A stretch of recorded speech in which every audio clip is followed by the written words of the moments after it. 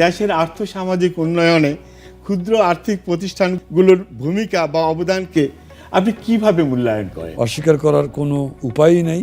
আজকে প্রায় ক্ষুদ্র উদ্যোক্তা তৈরি হয়েছে ক্ষুদ্র ঋণ কার্যক্রমের মাধ্যমে, আমার ডেটাতেই আছে প্রায় 2.5 কোটি। আপনাদের যে প্রেরণা বা উদ্দেশ্য এই সম্পর্কে যদি আমাদেরকে একটু বলেন।